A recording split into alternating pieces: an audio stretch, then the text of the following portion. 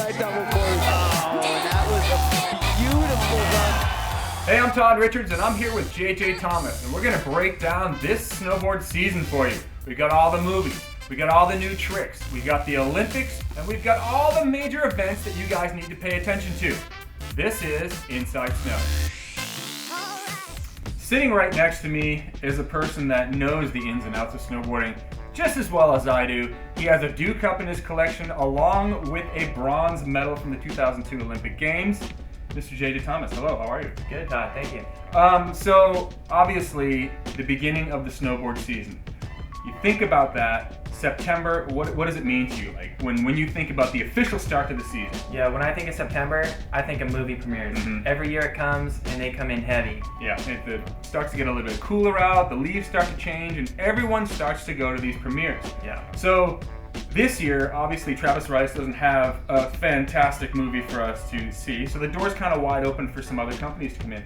Burton's 13 is looking pretty solid. I've heard that Terrier's part is the banger part in that movie. That's actually what I've been hearing too. People who've seen the movie tell me Terrier, Little Mikkel Bang too, but I've been hearing a lot about Terrier Hawkinson, the godfather of snowboarding. It's pretty cool. I mean, it's like in this day and age right now, everything is spins and chucking and point totals. Just to see someone just rip down a line or just do pretty smooth airs. Yeah, it's good to see. It is. I'm really looking forward to seeing the Absence movie. Ooh, yeah. They put out the best movies in my mind every year in and year out. So I can't wait to see that one. Resonance, and it's got. I've seen a bit of it on the internet. We've got Nico Mueller having insane lines in that. Also Gigi Ruff. That's where you'll get your Nico and Gigi fix for the year. Yeah. The bar is raised, and it's kind of like, you know, before we had the internet where you could see what was happening in snowboarding instantaneously, all we had was the videos.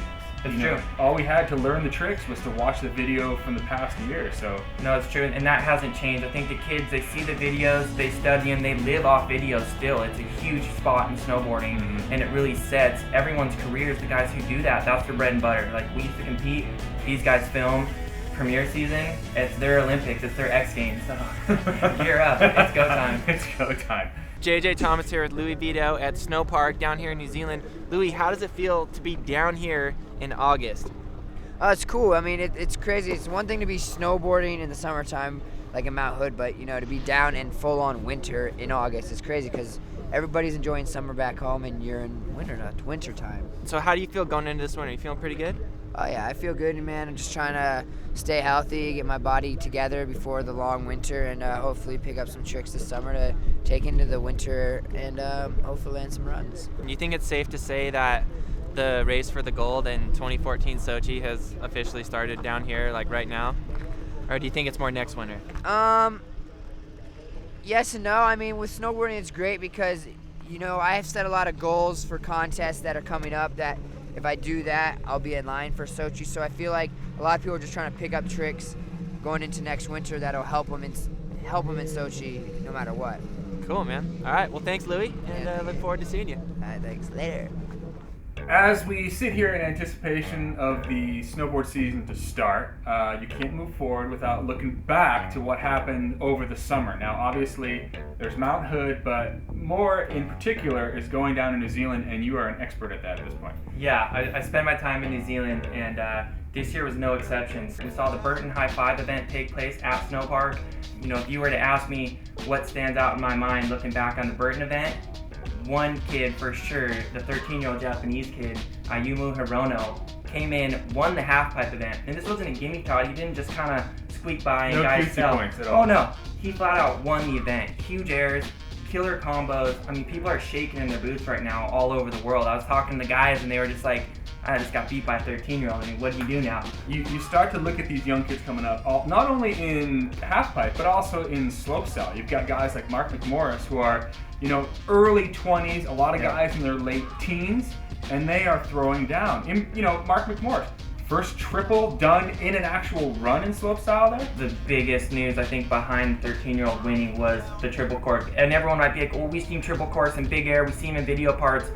I've never seen one thrown in a slope contest. In a line, and it was so impressive because he wanted to win, and this was the first contest. That's what he had to do to win. Right. The guys were doing doubles, 12. You couldn't do any more except a triple cork. He went for it, narrowly missed, but it's just amazing stuff. My mind's still scattered from what happened down there and what these guys are doing.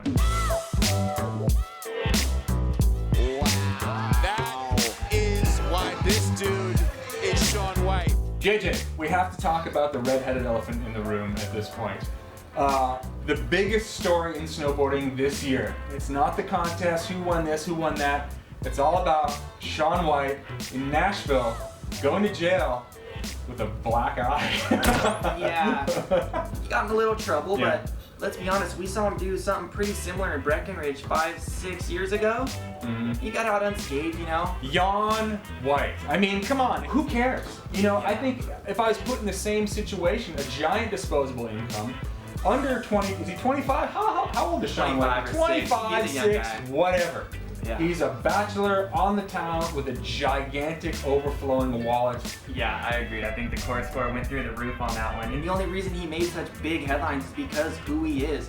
Shaun White really is in that realm of athletes with Tiger Woods, with Lance Armstrong. He's that big. He has that much of a following in sports. I mean, you do that in your heyday, you know, you might have scratched a Denver Post front page or something. Yeah, you know, Tom maybe. Richards and Boulder getting in crazy. trouble. Yeah, JJ and Breckenridge maybe make the summit daily, but Shaun White is such a big name these days to the household, to everyone, that it's huge news. Like, my dad's calling me at 7:30 in the morning. I'm like, what are you doing calling me on his bed? Dude, Shaun White's in trouble, dude. I'm like, no, Shaun White's fine. You know, I read the article. Bring it back to the 90s. Core score through the roof. Good on you, kid. A perfect 100.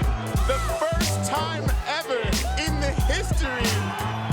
All right, JJ, thanks a lot for giving us the insight on New Zealand and also on the movies to watch out for. And hey, good luck this season because you've got 13-year-old Japanese kids to take down. Thank you. Better you than me.